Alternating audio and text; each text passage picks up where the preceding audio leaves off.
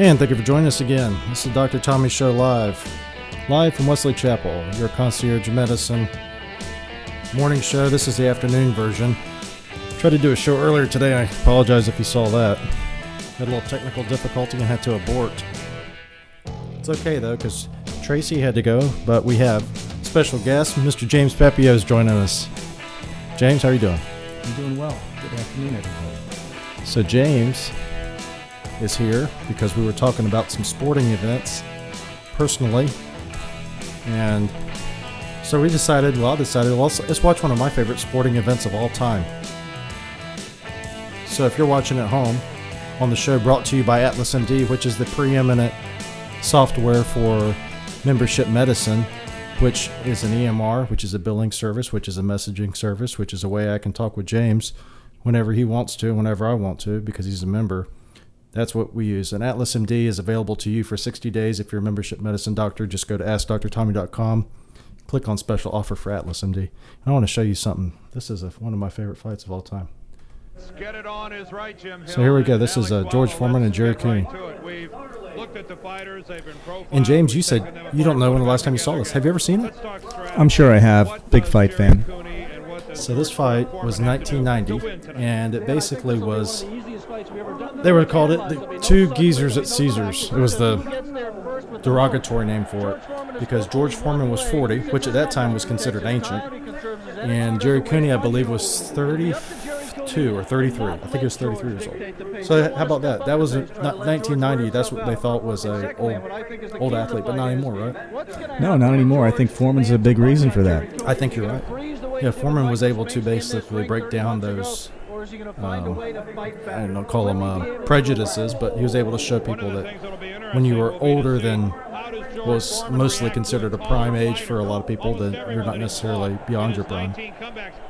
Or it's not that you're beyond your prime, but you still have a lot of good years left in you. What do you attribute that to? You mean, why is that people are able to do that more? I have a few reasons. I think it's because of nutrition. I think it's because of science.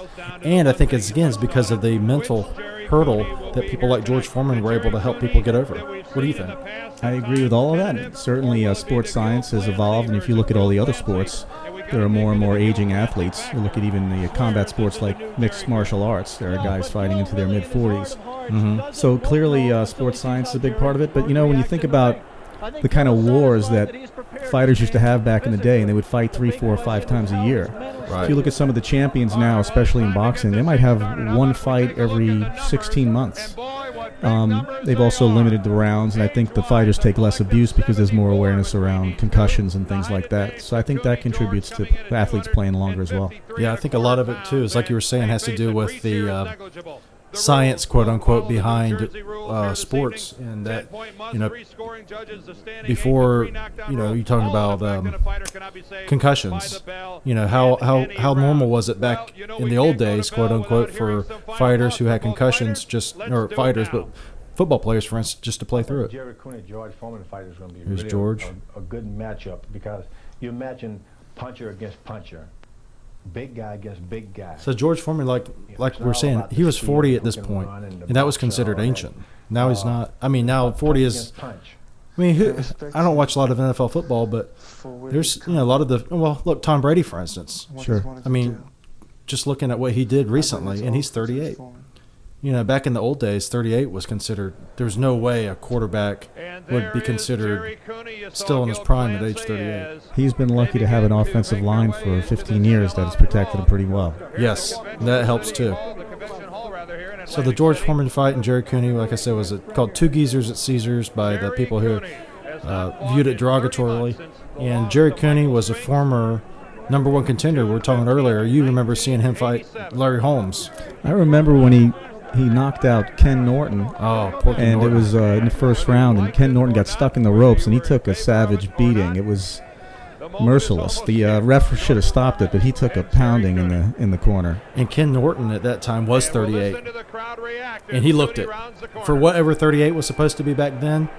What's interesting, though, is Ken Norton was 38 then, and Ken Norton is probably, I think he is, he was born in 1943, I believe, and I think Foreman was born in 1948. So Ken Norton at that point was 5 years older than George Foreman. So when Jerry Cooney knocked out Ken Norton was 38, considered ancient. At that time, George Foreman had been retired for, I think, that was in 1982. So he'd been retired for about 4 years because he retired after being beaten by Jimmy Young in Puerto Rico. So anyway, so George Foreman at that point was 33 years old. Now here we are. So how early in Foreman's? This must have been pretty early in Foreman's comeback because he hadn't fought for the title yet. He hadn't fought Mora and knocked him out. At this point, he had not fought anyone who was considered good. This was supposed to be a test for him, and a lot of people picked Jerry Cooney to win. We were talking over it at the beginning, but Dan Deerdorf mentioned that he feels like the people who showed up for the fight weren't rooting for any particular fighter, but were just going to go with who showed the more initiative. So at this point, yeah, it was early in Foreman's comeback. It was about 3 years into it. He started coming back at age 37 in 1987. So maybe he was born in 1950. He started back at age 37 in 1987-88. This is 1990. I believe we talked over it, but I believe he had about 24 fights at this point, or maybe only 20. Shortly after this, if you know what happened, but I'm not going to give away too much, but shortly after this is when Foreman's comeback really became very popular. Not the guy you'd pick as a partner to tango with. Again, a sellout. I don't know if they do fights at Caesar's Palace anymore. Let me ask you something. You seem to really know your timelines. During this time, was Tyson in jail? No, Tyson was actually the champion. Okay, because they just showed Michael Spinks, and I was trying to figure out when it was that Spinks got beat by Tyson. It was probably shortly before this. Spinks was beat by Tyson in 1988. Okay. That was the big showdown. And then 1989 is when Tyson kind of disintegrated. He got married to Robin Givens. He crashed his Bentley. He fought Frank Bruno, and Frank Bruno gave him some trouble. And that was the first time you saw a chink in the armor of Mike Tyson, was in 1989. So this was, and then Buster Douglas? Buster Douglas would knock out Mike Tyson, I believe, the next month after this fight. February of 1990, I believe, is Buster Douglas knocked out Tyson, and this is in January of 1990. Right, so, Foreman and Tyson never really had a chance to meet because then Tyson went away for a while. Tyson went away, and when Foreman did come back and knock out Michael Moore, there was actually talk of the two of them fighting, and it never happened. Never happened, mostly because of, I don't know why. But that would have been a great fight because Foreman at that point was still not the top of his game, but very formidable. But Foreman wanted Tyson now. He wanted Tyson like he could taste him right now. And you'll see, you'll have to give your opinion at home. You'll have to give your opinion, and we can determine what would have happened. Maybe we could talk about it after the fight. Sure, I would love to watch the Buster Douglas Tyson fight sometime too. Yes. One of my favorite fights ever. I don't think Buster Douglas gets enough credit for what he did. Well, Buster Douglas on that night was as good as any heavyweight I've ever seen. I agree. He had a snappy jab. Most people want to say that Tyson, but Tyson was great too. I mean, he wasn't as fine-tuned as he should have been, but he got up. It was a great fight. Well, it was a great fight too because it was a microcosm of what makes boxing great. Is the character arc that you see that, I don't want to give it away too much, but Douglas went through the full character arc. It was amazing. It was a true Cinderella story. All right, here we go. Ladies and gentlemen, at this time, would you please rise for our national anthem to be performed by the group Chapter 1 from Philadelphia. So the fight itself won't be seen. The fight will be seen. It will. You mean for us? On the computer screen. Mm-hmm. Yep. Here it comes.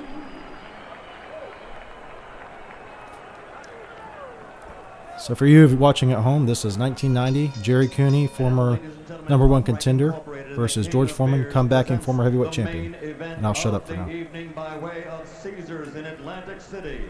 The moment you've all been waiting for. Let's get ready to rumble 10 rounds in the heavyweight division. The referee for this fight is Joe Cortez. Introducing first, fighting out of the red corner, he's wearing the black trunks with white letters and weighs an even 231 pounds, a native of New York now, living and fighting out of Marco Island, Florida. His professional record, an outstanding one of 28 victories, 24 by KO, only 2 defeats. Ladies and gentlemen, Jerry Cooney.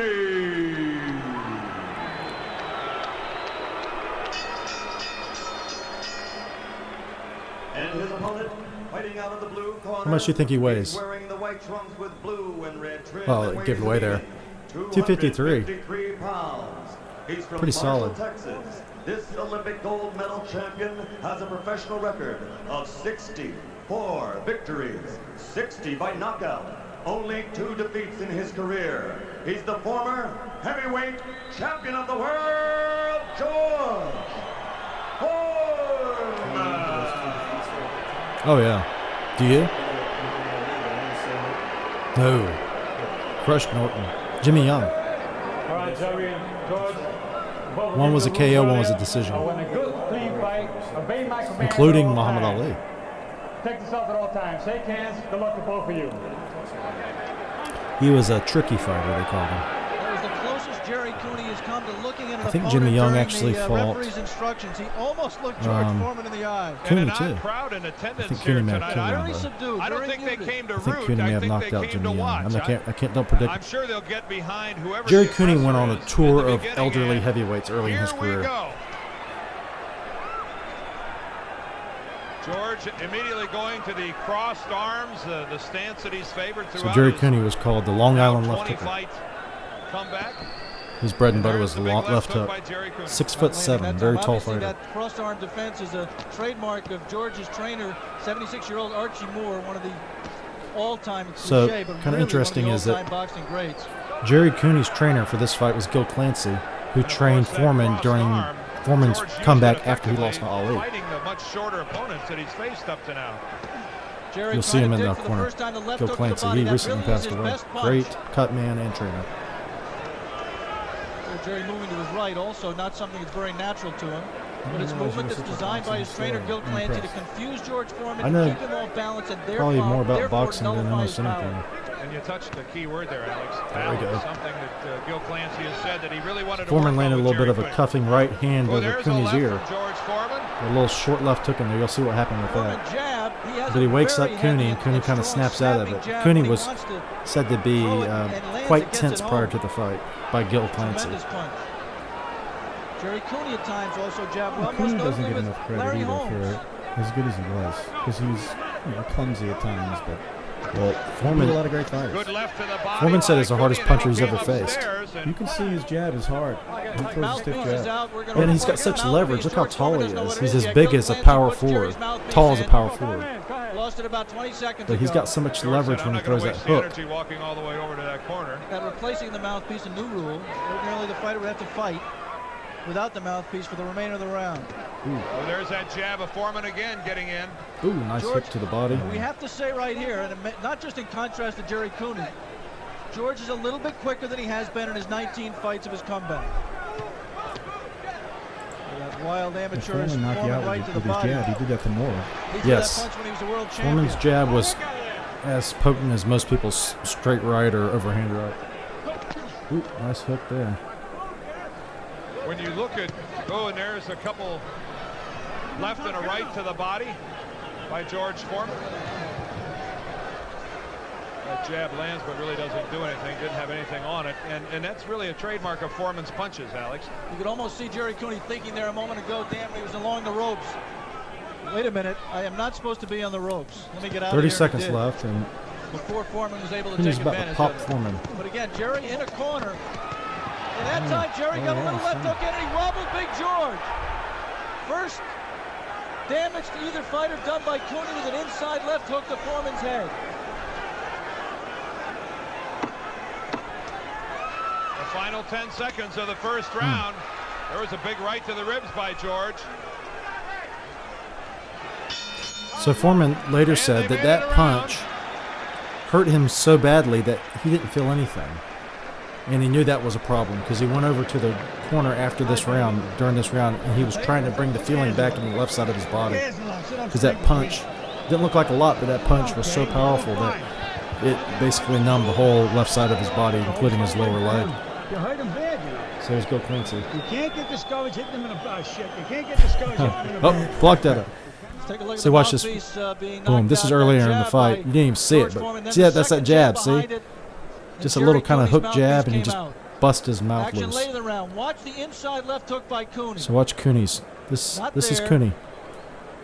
Not there, but there. He didn't even And get it that really. punch moved George He got it Foreman. right on the right point, though, right at the corner of the Didn't really jaw. appear to be a loaded punch, but nonetheless, it still wobbled George. There's a little nerve there. If you George, punch it as just he right, has done throughout drop his him like entire a comeback, sack of potatoes. eschewing a stool in the corner, standing the entire. So here we go, round 2. 30 seconds. Foreman Cooney. George says it's so boring to sit down.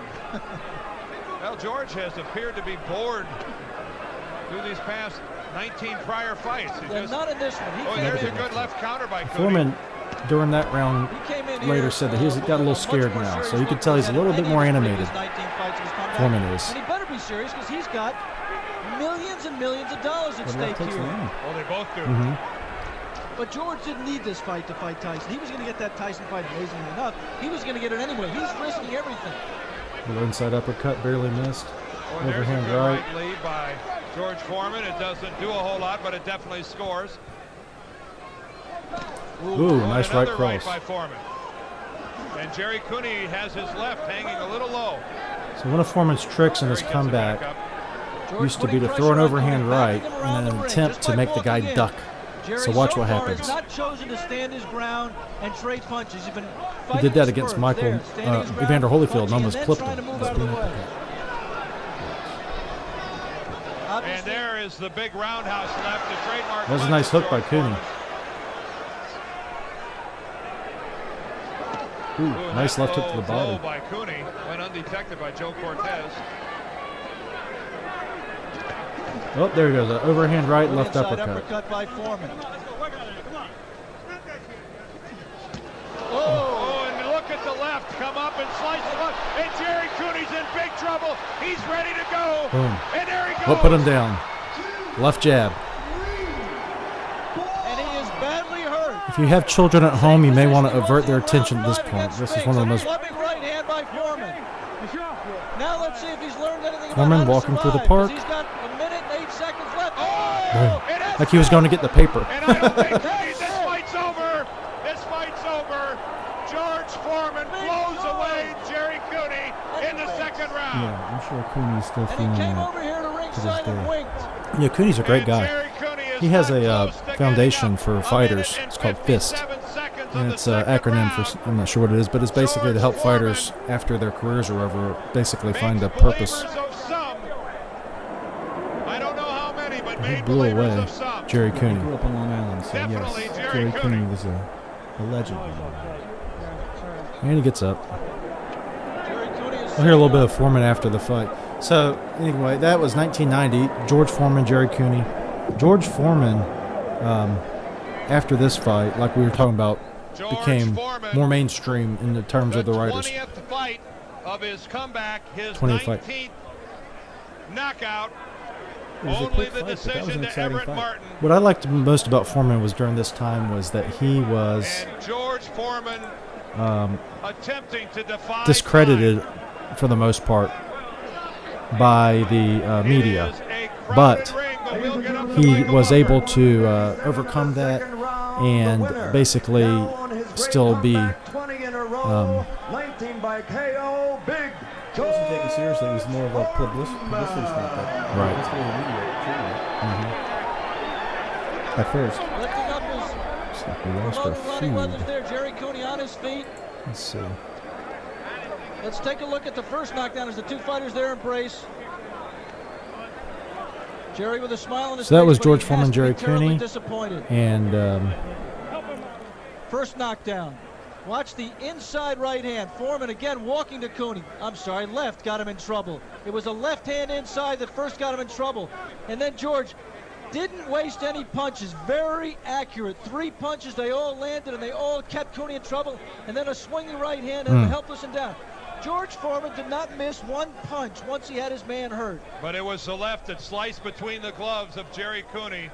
There it is right there. You saw it lift the chin. And now it's just target practice. And Jerry Cooney really showing a lot of will just staying on his feet. He's out on his feet. And let me say something about Jerry Cooney. In the Holmes fight and the Spinks fight, when he was hurt that way, when his legs buckled at first, he went down. This time, at least, he struggled to stay up. He showed some gameness. The pawing right misses, but again, you see it's that left uppercut that splits the gloves, and now Jerry Boom. Cooney is defenseless. Struggles up. George clubs him again. Struggles his legs, have his legs hold his big 6'7" body up. Target practice. Cooney got back up. Joe Cortez allowed him to continue, but he had nothing.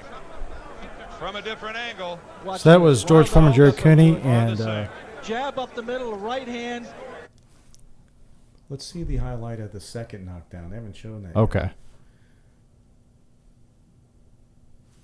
Jerry comes back up, They keep showing the first clubbing knockdown right hand. only. Again, Jerry stiffens his legs.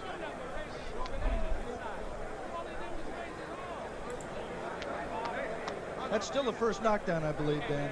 Yes, oh yeah, that's still the first knockdown.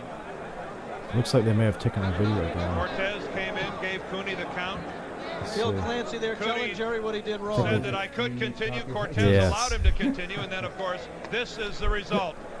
This is the finish of the fight, and Jerry Cooney really, That was for all brutal. intents and purposes, the left uppercut, there's the right, it's all over. You know, George Foreman throws a lot of And I think we got unorthodox punches. disconnected. That time he threw an uppercut, he got out over his lead foot, and he threw a perfect uppercut. Well, Walking in with it. Yeah, keep in mind, Al,